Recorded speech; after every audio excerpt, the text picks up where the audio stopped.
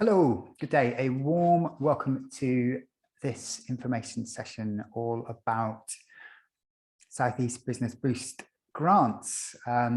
This is a short-ish session to give you a bit of an in-depth overview if you are thinking about applying for one of these grants. My name is Sam Hawkins. I work for Always Possible. I'll talk about our role in the program in just a second. And what I'm going to talk about today is the SEBB grants, as we'll call them from here on in, and a little look at what they're all about. We're going to talk about what they're for, what they're trying to achieve, who they're aimed at, who is eligible to apply, what they're for, and in particular, we will look at what you can and can't spend the money on, which I know is a key consideration for businesses out there thinking about having a go. And then kind of in the second half, we will look at how it works. So the different phases of the program, how it's set up, what support you all received, and the timetables you can expect in terms of applying and getting hold of the funding to put into your business. We will talk a little bit at the end about what type of proposals are successful, what we can share with you in terms of hints and tips of businesses who've been through. And there won't be time at questions because at the end, this is a recording, but we will, obviously we're open to questions, and I'll maybe talk about where you can go next at the end. So first things first, what is the Southeast Business Boost program? So it's a program of both support and funding to small and medium enterprises and sole traders within the Southeast Local Enterprise Partnership area. That area is made up of East Sussex, Kent and Essex. The grant programme is here to support businesses so that they can expand. It is about businesses looking to grow, take their next steps. The money is coming from the EU. It's European Regional Development Funding. That's the pot of money it's coming from and the rules under which the funding is given out. So first things first, yes, there is still EU money available. That is, although we have left the EU, it is funding that was committed before we did, and so the funding is being seen out until the end of the allotted period. And in our case, funding is available until the end of 2022. That's a note there, though, that this is for the whole program to run its course. Applications will close in August 2022. So some months left to run, but not an awful lot of time. A little note on who is involved. It's worth talking about the different organisations involved, as you will get to know them as you apply, and it's worth understanding who is doing what. So I said I would talk about where I am from. So Always Possible is a strategic development consultancy staffed by designers, educators, and business specialists. We're working on behalf of East Sussex County Council. And our role here is to offer grant support for businesses. We're here to promote the programme through things like this. But also trying to get word out to as many businesses, eligible businesses as possible, to take advantage of the program. We also have a role to offer business support throughout the program. So we're here to help businesses shape a proposal, decide if this particular grant is right for them, and also offer some support through the program from start to finish. You know, to be there if you need some assistant understanding how to claim effectively. And just have somebody to touch on if you need a bit of support. We don't make decisions on the grants, though. It's worth underlining that. We are here to help you put together a proposal. The submission and the management of the programme is run by Southend-on-Sea. You can see their logo here. They're one of the local authorities involved, and they're in charge of grant management. They are experts in assigning and distributing grant funding. So their role is to assess the applications, issue the grants as well. So they'll be the company forwarding on the cash into your account. And they also set the guidelines as well. So they will issue guidance around what what can and can't be applied for as you go along. Just a couple of other logos that you'll see on there as well, just for notes as well, that the EU is responsible for the funding itself, and it's being managed by MHCLG at kind of Westminster level as well. So who's it for? Who can apply? First definition we're going to go through here is what is an SME. It's not particularly surprising, but this is the EU definition, and you need to meet these particular criteria. So an SME is a business that has a turnover of less than 50 million euros, a balance sheet of under 43 million euros, and has less than 250 staff. It does also include sole traders, so businesses who are registered as self-employed with HMRC can apply as well. It needs to be a business based in East Sussex, but you can be considered if you are based outside East Sussex, but you demonstrate that you'll have a significant trading presence in the county, i.e. your registered office is outside, but all of your business and your main trading address is within the county.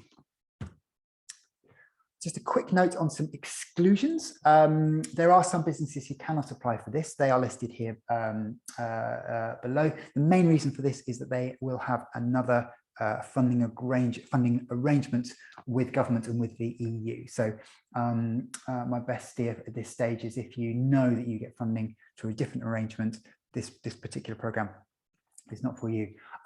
We are open to discuss people who may feel they fall in a grey area. Agriculture is a particular area in our county. Food production, in certain circumstances, can be eligible, so come and have a chat with us about that. It's really just about processing and growing of raw food there that we're talking about. Just a quick note on other exclusions. SEBB is the SEBB program has been running for several years, and so if you have already accessed any grants or business support, so mentoring and things like that, which has been branded and has the SEBB logo on it, you won't be able to apply for this. So just check your past kind of grant history before you get in touch. The reason behind this is that the goal of South East Business Boost is to reach as many businesses as possible. So once a business has had access to it, want to leave the remainder for other businesses to attract. So we will be asking some questions when you apply about prior grant funding, and that's the reason, just to make sure that you haven't already accessed money from a similar spot. So what is it for? I'm going to touch on this. I mentioned this many times, but it really is about supporting growth. The full title for this grant program is actually Business Growth and Productivity. That sums up what it is trying to do. There's money that's going to be put into projects that businesses can propose that are going to show economic and growth impact, economic impact in that business and in the local region. It's about giving out grants that will fund spending on capital expenditure that are going to help those businesses grow. So the other side of that is that it wants to support investment that's going to hang around, it's going to be there for a while. And that's why it's about capital expenditure, not revenue spending. We'll look at that in a bit more detail in a moment. The part funding element of that is that it is a fund that will provide project funding up to 30% of your planned spending. So it's going to come in and co-fund it. You as a business will be providing that other 70%. So a good way of thinking about it is a kind of co-investment. There are some hard minimums and maximums here. A minimum grant you can apply for is £1,000. So on that 30% basis, that will be for a total project cost of £3,334. And then up at the other end, the maximum grant you can receive is £10,000. And that will be for a total project cost of £35,000. Eagle-eyed of you will notice that is not exactly, that 10,000 is not exactly 30% of 35,000, but there is a little bit of leeway at the top just to make sure that projects can fit in to that. So those are that's the window that within you should be thinking about your project costs there. So how does it operate? What is it? How is it going to be applied to your idea? Well, it's for pre-approved items, and these will be paid for once you submit evidence that you have spent that money and you've received your items. That means it's a grant paid after your outlay. So you'll need to have those funds available up front to make the purchases. Okay, so a good way of thinking about it, and a way we recommend people get their heads around it, is thinking about it like a guaranteed cashback grant. So you put in your proposal, it's granted, your grant is granted. You will then receive that money for definite once you've paid out. So like consumer cashback. So it's a good way of thinking of it as a discount. It's a 30% discount paid as a cashback. You need to have a think about cash flow, obviously, if you are planning, because you'll need to be able to have that money up front and then wait a short period of time to then get the grant back. It's not money paid to you up front to go out and spend. The other thing just to underline here is that all spending must take place after you're approved for a grant. It will not pay for anything that has already been spent. Invoked capitals here, but it is quite important to stress businesses can't come to this grant and use it for spending they've already committed. So either already spent or have already entered into a contract to spend. The way the program is set up and the compliance processes in place are there to check these things as well. So there are checks and balances around when spending happens. So just to steer you away from that, it needs to be for a future planned project. What's the grant trying to achieve? So growth is what we have mentioned several times already. What kind of growth in particular are they looking to support? Well, it's about supporting new jobs and new products or services in particular. These are some measurable outcomes that can be measured and are measured in a really good way to see if the grant program is having the success it wants to do. So think about that when you're putting your proposal together. You're not obliged to make a commitment to bring in new staff as a result of this grant, but if you do, we want to hear about it and you want to report it. So as part of your application, you'll make a projection of how many new jobs will come out of your project. And we'd love to hear about any new products or services that you're going to be bringing online as a part of this proposal. So are you going to be doing something that you weren't doing before? So then we'll start to talk about what you can spend the money on. I know that's one of the main reasons people are interested in the drop-in sessions that we run and this webinar. So we've spoken a moment ago about it wanting to support investment in your business and adding to your bottom line. So there is a rule about what you can spend it on in terms of capital as opposed to revenue. So on that basis, this is another EU definition of capital. We do appreciate that this may diverge slightly from how you and your accountants capitalize items on your accounts. But this is the definition that must be worked to, and you should bear in mind as you put together your proposal. So you must have at least one individual tangible item with a net value of £1,000 or more, an asset. It must include at least one asset. Beyond that, you can include other items under that amount, but it must be alongside one major asset. This is about investment. It's a steer towards you to make a slightly more kind of impactful, profound sort of big ticket purchase that's going to have impact on you and is going to see you grow. That's the first thing to bear in mind. Other restrictions around spending limits are, again, around trying to steer you towards those bigger investments and things that can have a bigger impact in a one-off way. So there's a maximum of 8 items you can include in your proposal that you're going to cost out. And the minimum cost of any item has to be above £100. Anything under £100 is viewed as an ongoing business cost and not covered by this grant. Just going to touch on the fact that there's some evidence you're going to provide around getting market value. So you're going to be supplying 3 quotes for each item to demonstrate that. So just something to bear in mind around how you are costing out and the evidence that you're showing. So suggestions of what you can spend it on. What are businesses out there using this grant for? So plant, machinery, equipment. lots of opportunity to maybe invest in new equipment that's going to help you do what you do more effectively, more efficiently, and improve your productivity, offer you an opportunity to grow. Loads of stuff there. This program is open to all sectors, all types of businesses, so massive variation there, but we've had businesses that have applied for electrical calibration equipment, bespoke printmaking equipment, packaging manufacturing, lots of stuff along those lines. And this program is very much geared towards that sort of investment. You can also apply to invest in IT hardware as well, where it's going to make a difference to increasing your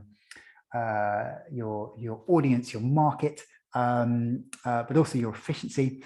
That's the sort of thing that can be supported. This is also, there's a recognition that productivity and growth is very much coming from digital innovation. So you can spend this money on software development. You can spend it on website improvements or upgrades to other digital platforms to help make you do what you do quicker and more effectively. And vehicles, not forgetting that anything that can kind of increase your range, your capacity to do what you do, you can invest in those. That's electric or non-electric, second-hand or new vehicles. I'm going to spend a little bit of time talking about some exclusions. As with any grant program, there are particular steers away from particular spending that the grants program, in this case, isn't viewing as linked to growth. So we'll just touch on some of those here. This first page, I won't go into too much. These shouldn't be massively surprising. This is just to steer you away from using this money for anything that's part of kind of ongoing or statutory work. I will flag one of these items though, just to be clear that you can't use this to make any like-for-like replacement or refurbishment. This is not a grant to be used for replacing items that have come to the end of their useful life. We're really looking for businesses to be buying something, investing in something that is going to be adding to their capacity to do stuff. So I just wanted to flag that one up. On this second page, I will spend a little bit of time talking about these as they may have some impact on the plans that some businesses have. Like any grant program, unfortunately, it can't be perfect for absolutely everybody, but we'll just talk about some exclusions. And this is really around that link to growth that we talked about a minute ago. You can't include costs for anything related to security. So that would include CCTV, security gates, things like that. It's not viewed as something close coming to help you grow more continuation of business practice. Unfortunately, there isn't funding available for permanent premises or building improvement. The reason for this is there's a legitimate concern that instead of the money helping businesses to grow, this might improve the value of private landlords rather than the businesses themselves. The distinction had to be drawn here to try and help make that steer, although it can have an impact on people's plans to grow. We do recognise that. The rule of thumb here to operate on is if it can be moved in and out of a premises, then that would in principle be eligible, but anything where you're making permanent changes, so that would include electrical work, painting and decorating, structural work to a building, that's not going to be eligible. So I just want to leave that with you to think about as you put together your idea. I spoke about commercial vehicles being eligible for grant funding. That is correct. Unfortunately, cars do not fall under that particular banner for this grant. Cars could have both a personal and a business use, and it's harder to prove their growth relationship to growth as far as the grant program is concerned. So an exclusion has been made there. We're not able to support the costs of employing new staff. That would include recruitment or any particular support that you're or spending you're gonna make on making a new hire. That would include IT or furniture for that new member of staff. Important but small distinction to make, that the goal of this grant is to see new jobs come out of the funding, not use the funding to create those jobs itself. So that's a distinction to be made. I would very much welcome investment and grant applications that are going to help support existing staff to do what they're doing better, but it can't be used to pay for any as yet unhired staff. And the final point, unfortunately, it can't be used for subscriptions, memberships, or licensing. And this is an administrative exclusion for the particular grant. As mentioned a little earlier on, the grant funding is paid retrospectively. It's paid after you make all of your spending. In the case of subscriptions, memberships, or licensing, they may run for 6 months or 12 months, and you would have to wait until the very end of that to make the claim. That may take you outside of the funding period, outside the length of time this program has to run. Therefore, that exclusion has been set up. So that is why. We are aware that this has an impact in software purchases in particular, as a lot of those, or the majority of those, are done on a licensing basis. That is a bit of needs a bit of creative thinking around if you are considering an application like that. It needs to be off the shelf, paid for up front, rather than anything on an ongoing basis. So getting a bit technical there, but it is just worth flagging, as that one does have some impact on some growth plans. So those are some of the exclusions that are there. I just need to make a note that those eligible and ineligible costs are non-exhaustive. There are others that do arise. They will always be linked to that growth case. So again, our best steer and our best rule of thumb is, if you can make a good case for what you're purchasing being linked to growth, you're on a good footing. I also need to say that they're subject to change as and when the circumstances of the grant do change, but we would always let people know and update our information. So in the second half of this webinar, I will just talk a little bit about the process. People are interested to understand how long it's going to take, but also what support they're going to get. So that's what we'll talk about as we go through the remainder of this session. The application is basically broken down into 3 phases that we will talk about. And it's how the application is structured, and involves the work that you would do in terms of putting your registering your interest through to putting your application together, and then making your claim after you have been approved and after the spending has been made. So we'll talk about each of these sections in turn. So there's the registration and eligibility phase first. Then there's a grant proposal, the development work and the mentorship you get from the Always Possible team. And then there's a grant, what we call the defrayal stage, which is a kind of slightly fancy word for kind of payment. And that's wrapping up your grant, making your claim, making your purchases, and all those sorts of things. So first and foremost, registration. How do you get involved? Okay, so there's an eligibility phase at the beginning. A way of thinking about it is that you need to be, quote unquote, pre-approved to make your application. And to do that, we need to double check that you meet the criteria that we talked about at the very beginning around who can and cannot apply. So the way that we do this is it's a 2-stage process. Firstly, we would very much welcome you to complete the initial eligibility screener that is online and is a Google form that takes about 5 minutes on the Always Possible website. The link is there, and there's lots of ways for you to find that. It's just asking you the key questions about your business: trading, age, location, those things that we need to know, your turnover, all those kind of criteria-based stuff. So it'll be a question of answering a sequence of those. It will give you a result that will be either eligible, or we need to find out some more information from you. You may get an ineligible, but that will be if you don't meet one of the key criteria. Off the back of that, so if you're eligible or if you require some more information, a member of the Always Possible team will be in touch within 3 working days to book in what we call the business assessment call with you. So we need to spend a little bit of time on the phone finding out a little bit more about you. The purpose of that is we will complete the formal paperwork to register you onto the program. And it's also our first chance to talk a little bit about what your idea is, and get a sense of how you might move through the program, and just flag anything we need to consider with you in developing your application.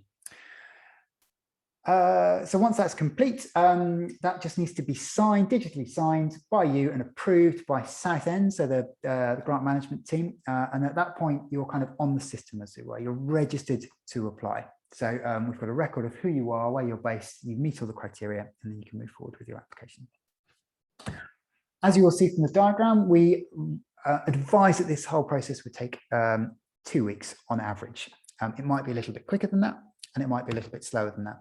The speed of this section depends firstly on demand. If there's a lot of demand on the program, as there has been at certain periods, that may slow down the processing of your business assessment.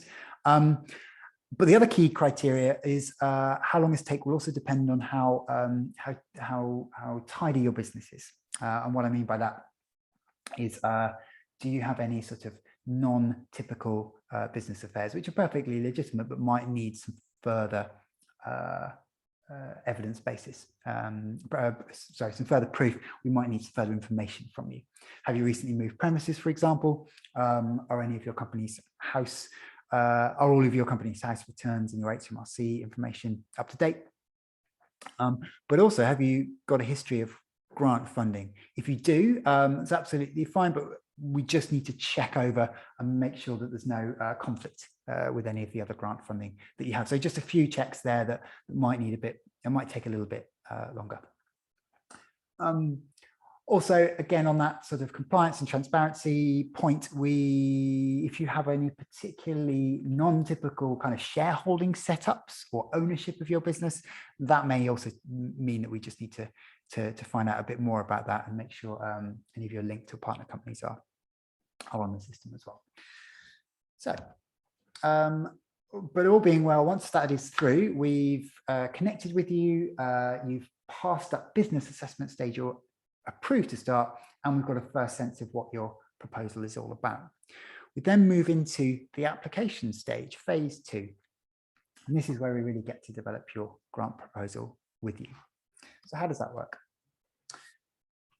So we have a team of business specialists at Always Possible, and they are our grant mentors, and they will be assigned to work with you throughout the remainder of the program. The first contact you will get with them is once the BA call is complete, they will be in touch immediately to book in a diagnostic call with you. We set aside up to an hour for that, and the goal of that is to really get to grips with your idea and your proposal. It's a structured call, talking about your idea, but also using the shape of the application form to guide that discussion. We'll talk through exactly what you'll need to provide, and also steer you around the restrictions and the types of spending that you can do, and how to present that in a way that's going to hopefully give you the best chance of success. One of the secondary aims of this program that East Sussex County Council want to achieve is that the businesses leave this program better equipped to apply for funding in the future, or make a good case for their value proposition, and being able to talk about what they're trying to achieve and how they're trying to do it.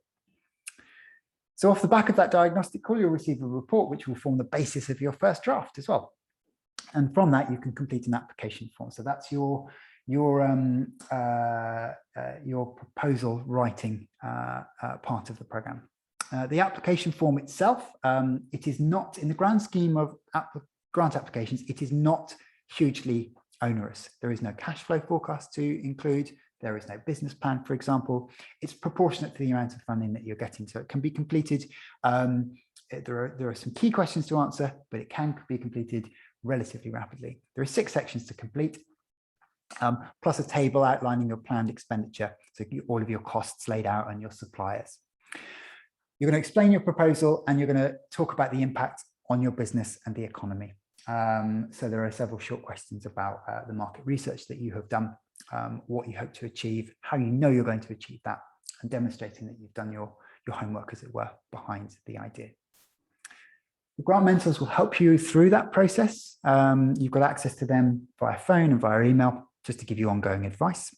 They are keen to do draft reviews to get your application to a state where it's ready to be submitted.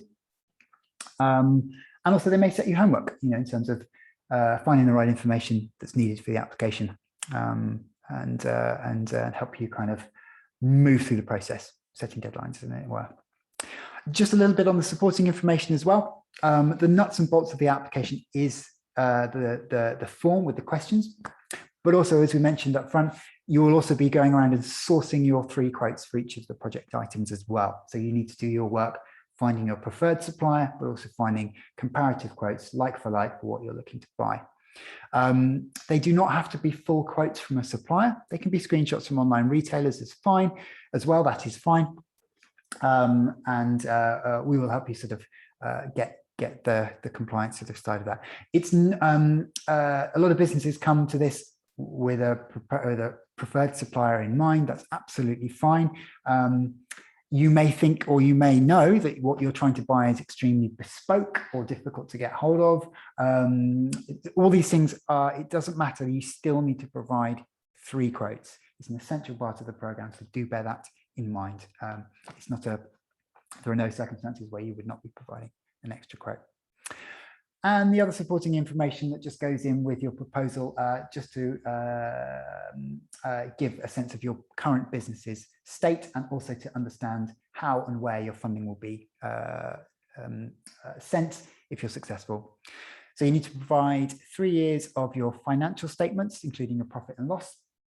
For sole traders, that would be 3 years of self-assessment returns. Not to worry if you haven't been trading for that long, that's not a problem. You would just provide what you have up until the point at which you did start trading. If you're not VAT registered, you need to prove that VAT status. We usually do that in the form of a blank invoice. You also need to provide a bank statement, and as we've mentioned, evidence of any other grants received in the last 3 years, if that applies to you. So that's the package of information you can pull together. It then goes off for a decision. So you make your submission. A 2-stage review. Application will be submitted to the grant management team at Southend, and they do an initial verification check. Everything is looked over to make sure it meets the guidelines and the criteria. You may be asked for further supporting information at this stage. That is perfectly normal. Examples include maybe a license application, proof that you've moved into your premises, or maybe some specific information relating to a particular purchase if you've got something bespoke, just for the panel to be able to understand exactly what you're putting forward to make sure that the information is understandable and meets the guidelines. Once this validation is complete, it then goes off to the grant panel. The grant panel is made up of members of the economic development team from the 5 local authorities involved in the project. The panel meets once every 2 weeks to review bids. This means that this is very much a rolling program, and you can, in principle, get a decision made quickly if you're able to move through the application process swiftly. The applications are scored in 7 areas, and each of those scores makes up whether a grant is granted. It's got a high success rate. The support the support that is given and the targeted nature of this grant really means that applicants are likely to be successful if you meet the guidance that is given. Just to note that if your application is not validated for a technical reason or is unsuccessful at panel, you will be invited to make specific changes and resubmit. So the door doesn't close immediately, and you can have another go. We do appreciate, though, that businesses are making a time commitment here to put these applications together, and it may not be possible to resubmit, but just to bear that in mind, it can be a sort of iterative process as well. In terms of timetable, this has the most variation in it. Our best guidance to businesses entering the program is it would take between 4 and 8 weeks to move through. So that would be from diagnostic call with the mentor through to a decision. Within that, there is a lot of variation. We have had businesses go through in just under 3 weeks at the quickest, through to businesses taking over 5 months to put together a proposal where they have had to wait for planning permission, they've needed to move premises, and lots of things falling into place before putting in an application itself. But we do find that those businesses who do move through at the quicker end do tend to be more successful as well. So we see businesses achieve, if they've moving through that, in that sort of 6 to 10 week window that we're talking about there. And finally, it is worth talking about the final stage of the process at the outset, about how you are awarded your grant and how you're going to claim your money back. Once the panel have met and all being well, your grant is approved, you'll receive a notification that you have been successful, and then you will receive a formal grant approval letter. Once you receive that grant approval letter, you are able to begin spending. That is the time, that is the date at which you can start spending. We said at the top, you can't spend money up front. Once you've got your grant approval, off you go.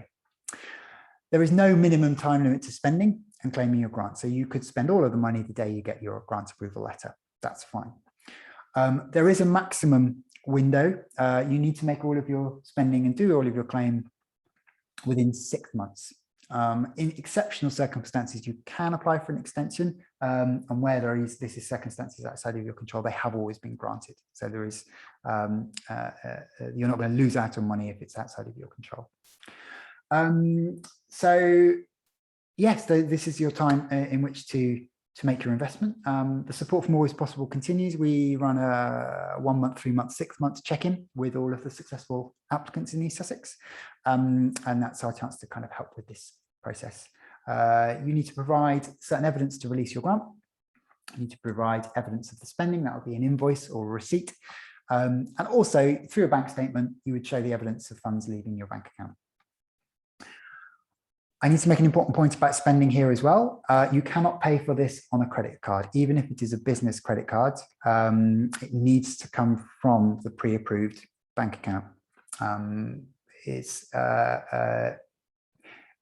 We appreciate that might not be how you run your cash flow. However, it is how the restrictions and kind of oversight of this grant program has to happen. Hence why you're asked for a bank statement in advance. It's to pre-approve the money, where the money is going to go. It's fraud prevention at its heart, and it's just you need to be able to do that. We don't want businesses missing out on funding because of a small issue with the money going out on a card. But we're quite keen to underline that to businesses once they're successful, but I just want to raise that here. Where you've got those assets, those larger purchases, you provide a photographic proof of the physical assets, and you would just need to self-sign and certify true copies of your paperwork. So there is some paperwork to be done here, as well as to release the funding, but we just want to make you aware of that. And there is support from Always Possible if need be. Claim-wise, you can claim once for all of your spending. That's quite common because a lot of businesses are just buying, 1, maybe 2 larger ticket items. But you can claim as you go along. There is an understanding that you might need to release cash flow. Release some of the grant money to help you with your cash flow. So you can make up to 4 claims. The first one must be for more than £1,000, but other than that, you can spread it out across that 6 months. And that's it. We will keep in touch, and we want to know about any jobs that are created longer term, and also about the number of new products or services created. So there's a little bit of reporting that goes on at the end. We're also keen to promote successful businesses as well. So we do tend to keep in touch around PR and good news stories as well. So trying to kind of help and celebrate as we go through. So that is a process. I will sort of pause on this slide just for a moment, just so you have a sense of those timelines and what's going on in the proposal. Great. And to finish, just talk about some tips. So what have we learnt about successful grantees? What are their projects like? What can we offer you in terms of what to think about if you're going to apply for a SEBB grant? First things first, keep it simple. It's quicker, it's easier. This applies to almost all aspects of the grant program. The type of projects that are for simpler, bigger, self-contained investment prove more easy to apply for and get grant funding. Contrast that with a project that is more bitty, that maybe includes smaller items, something that's going to rely on some revenue funding, other elements. This would not be the grant program potentially for you. It much more suits a self-contained one-off idea. It helps with how you can talk about the program. It helps with your claim. It helps with the administration. It helps with the work that goes into it. So I just want to stress that. Bear in mind, this is an investment in the company. That's a good way of thinking about it. The grants, it wants to add to your assets and your balance sheet. It wants to see growth in your company through the money that it's putting in. And on that basis, said it before and I'll continue to say it, is it clearly linked to growth? Is your proposal going to help you grow? A question I ask businesses to ask themselves when putting in their proposal is, can you show your company is going to be able to do something it wasn't doing before? If the answer is yes, you've got a great case for growth. The best proposals come from pre-intended planned expansion of the business. Is what you've got in mind something you have been planning for a little while? If so, that's a great place to start.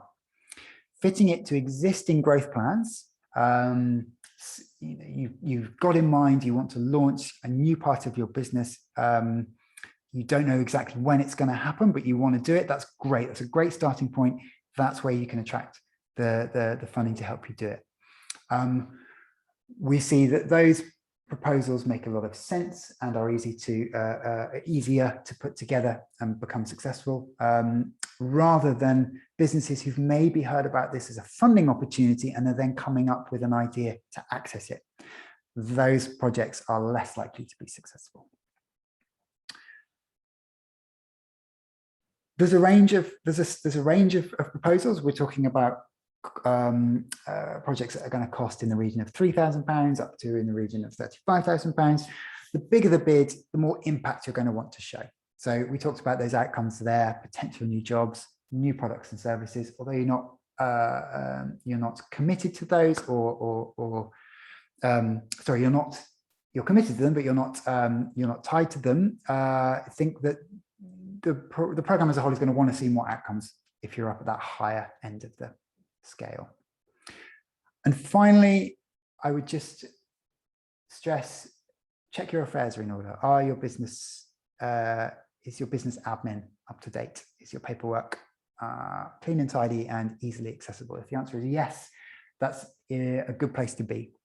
There is scrutiny on your business as you go through this program, and you will be asked for quite a lot of evidence that illustrates who you are, where you're at, all of those sorts of things. If you can easily lay your hand on that information, you're going to find this process a lot easier, and ultimately is going to mean you can access the money faster.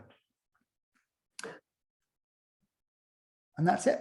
Thank you very much for watching through this webinar. If you have any questions, we would guide you. The link has been there at the bottom. If you Google, always possible. If you Google SEBB grants, you can always find your way to our eligibility checker. You can find out more about the program on the site. So thank you for your time. I look forward to meeting some of you and hearing about your projects as you join the program.